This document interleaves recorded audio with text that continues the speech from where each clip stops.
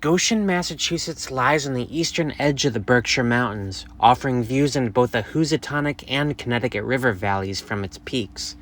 This unique geography lends itself to one of Massachusetts' best-kept secrets, arguably the finest single view in the state.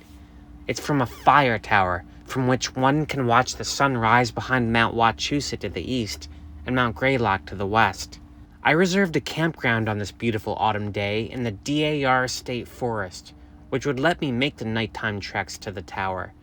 The DAR State Forest also happens to be adjacent to an obscure artist studio called the Three Sisters Sanctuary.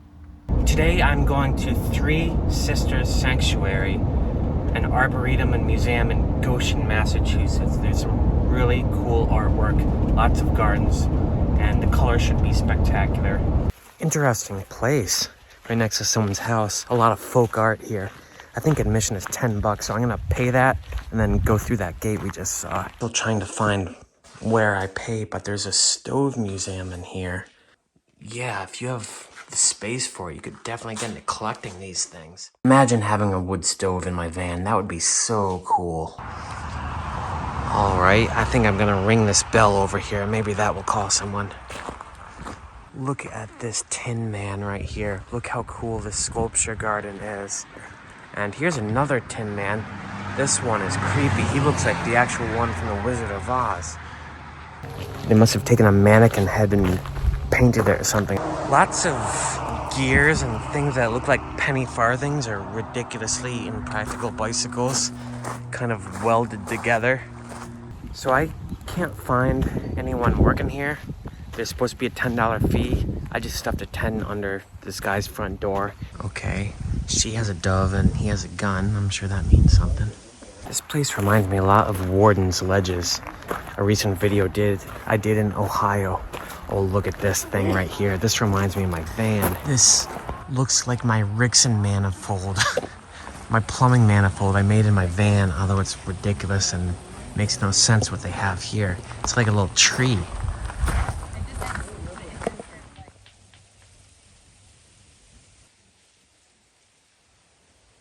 Look how pretty the grounds are here right now. And there's this pond that just kind of winds around and around. These things resemble gravestones, but they seem to be rescued planes of glass. Over here, there's a beautiful rock garden right here. This honestly reminds me a little bit of Stonehenge. I love that you can walk around and get kind of lost in here. How cool is that? It's all found items, loose metal parts. The teeth appear to be rescued from the top of those old wrought iron fences. Some of the stuff in here must have taken years to build. A lot of work went into this place. Yeah, there seems to be a trail system that runs off the side of the property here and attaches to the DAR State Forest, which is where I'm going next.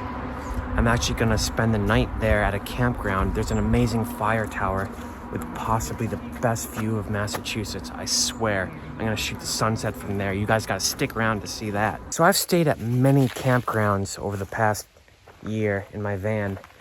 This one, DAR State Forest in Goshen, Mass, is by far my favorite. Why? Because most campgrounds I go to, you're right on top of each other. There is no privacy at all. No privacy. They're just terrible. Here, though, every single site is surrounded by maybe at least 30 yards of dense woods right here. There's also a high canopy. This interferes with my Starlink internet a little bit, but I'm okay with being untethered from time to time. The privacy you get at this campground is unparalleled. And there's a lake right across the street from my campsite. I'm at campsite number 2. It's my favorite. I've been here many times. So yeah, if you're coming to DAR State Forest, campsite number 2, it's the best. Picnic table, campfire, grill, fire pit, yeah, everything. And the bathroom and shower is right next door. Right next to the shower bathroom place. It's not literally right next to my campsite. There's a good 50 yards of walking through the woods. But there's this nature center in here that's got a fire pit in front of it. Check this out. How cool is this? It even smells like a cabin. You know, that cedar smell? So they have a little library right here. Board games, card games, stuff to keep the family happy. Some dinosaurs and stuffed animals over here. I guess there were dinosaurs here. Actually, the word dinosaur tracks in the Pioneer Valley, so that's part of the history of this place. I'm not sure if that's why he's here. But my favorite part of this is their stuffed animal exhibit right in here. Yeah, check out these animals in here. I'm going straight to the bears. Look at these beauties. Yeah, this must be a daddy right here and a mommy. I see a lot of owls in Mass. See a lot of these fellas right here, otters. They have a really good stuffed animal exhibit. Great horned owl. These guys hoot all night long in this forest. You'll probably hear it tonight. I'll try to record it. And right down here, I think is interesting. That's a red fox right there. And this is a gray fox. Now, if I saw this in the wild, I would think he's a coyote. I guess I don't really know the difference. Bobcats, also known as mountain lions. I've seen these guys 2 or 3 times in the Berkshires in my life. And of course, the unofficial bird of Massachusetts. And here, a brown bear. These things are very rare in Massachusetts. I'm not sure they're even still around, but apparently they caught one in the past 100 years or so and stuffed it. So they must have been here at one point. And of course, our classic woodpecker right here. The punk rocker of the bird world. Yeah, how cool is that? And another cool thing about the DAR campground, free public use bicycles. They usually have like 2 or 3 bicycles that have just been left here by previous tenants, and they're maintained and you can just grab them and ride. There's also an extensive trail system here that attaches to a ledge nearby called Chapel Ledges, a great place to shoot. I'm gonna try to hike there. It's maybe a couple miles through the wood. First, I'm gonna show you guys this beautiful lake, which is right across the road from my campsite. There's a trail that walks around the entire lake. You have to walk through a children's summer camp that's on the other side. You can walk there now, there won't be a problem. If you come here in the summer, there's a bunch of kids, there's a dock on the other side of the lake. I love how the white pine or spruce or whatever it is falls into the road and makes this blanket of these little thin, it's like, I don't know, cotton or something. It feels so good. Sometimes I just walk through the trails for days on end. I'll go off on a backpacking trip and not wear shoes the entire time. On this road, on my right, we pass a beautiful cemetery.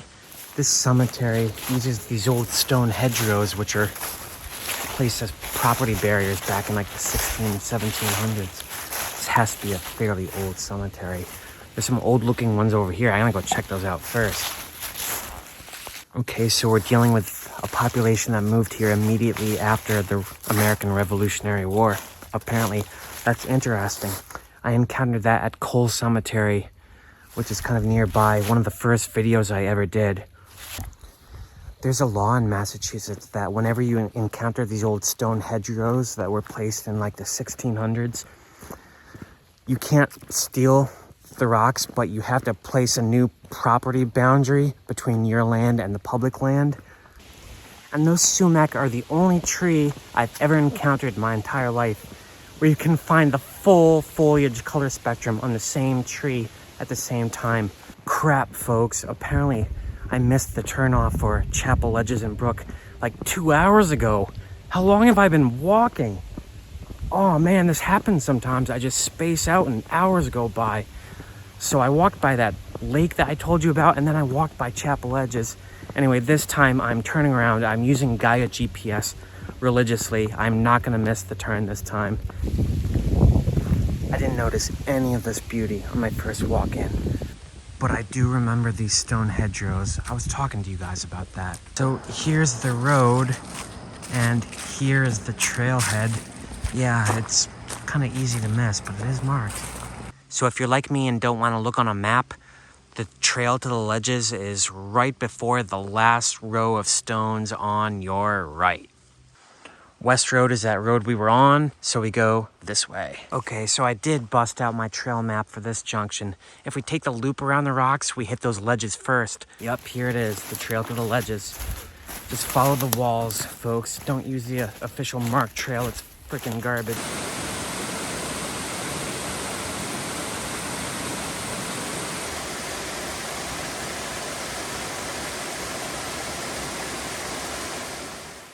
Chapel Falls is open, the parking lot anyway, from sunrise to sunset.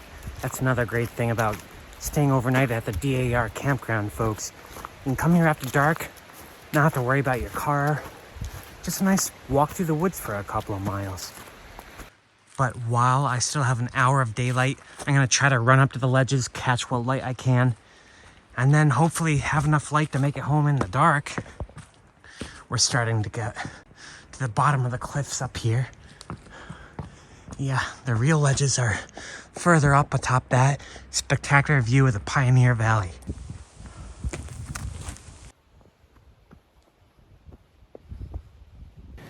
I can see the DAR Firetower from here. It's right in the center of this shot.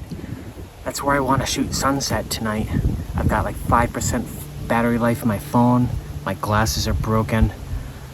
And sunset's in about 45 minutes, so I need to bust my ass and get through that labyrinth of trails. I'm back on that west road to the DAR campground. Yep, trailhead pops out right there.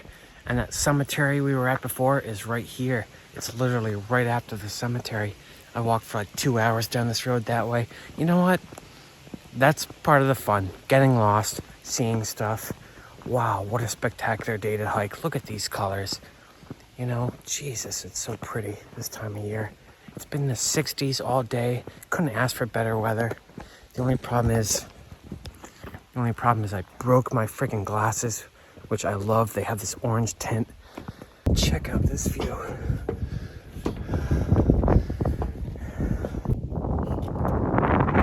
So I'm doing a time lapse right now, but that ridgeline behind me is Mount Greylock, the tallest mountain in Mass.